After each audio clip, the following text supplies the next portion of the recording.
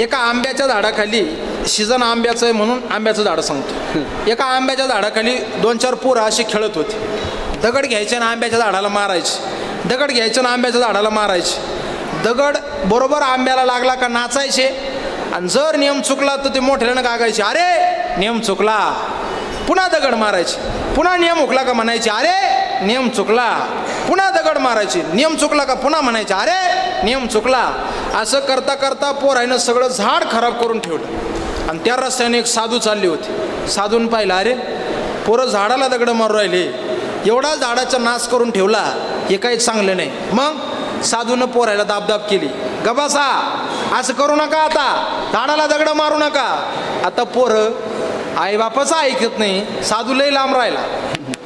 पोरं आईबापाला सांगा त्या गबासा, तुम्हाला काय कळतं. आता ते पोरं त्यांच्या आईचंच ऐकून सांगा, तो भाग वेगळा, लक्ष द्या.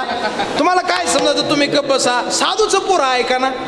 साधूला राग आला आणि साधूने सांगितलं, हे बघा, जर आता एखाद्यानं झाडाला दगड मारला तर मी त्याला शाप देईल. आता पोराला काही घेणं आहे का, शाप दे नाही तर वरदान दे. पुन्हा एका पोरानं दगड घेतला आणि मारला झाडाचा, पुन्हा तो नियम चुकला. आणि ते पोरे म्हणता, अरे नियम चुकला. साधूनं हातात पाणी घेतलं आणि शाप दिला, जो आता या झाडाला दगड मारेल त्याच्या अंगावर वरून विष पडेल आणि तो पोरगा जागावर मरेल. पोराने एवढं ऐकून गप्प बसावं ना, तरी एका कार्ट्यानं दगड घ्या मारला झाडाचा, पुन्हा नियम चुकला आणि जी वरून वीज पडली काढ दिस. पोराच्या अंगावर नाही, साधूच्या अंगावर. आणि वरून ढगातून आवाज झाला, अरे नियम चुकला.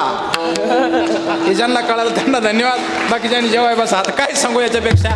मरण एवढं विचित्र आहे, मृत्यू एवढा विचित्र आहे, ज्याचं भरून आले, ज्याचं पूर्ण भरलेलं आहे, त्याने कितीही प्रयत्न करा तो चुकत नसतो, त्याला टाळता येत नसतं, त्याला बदलवता येत नसतं.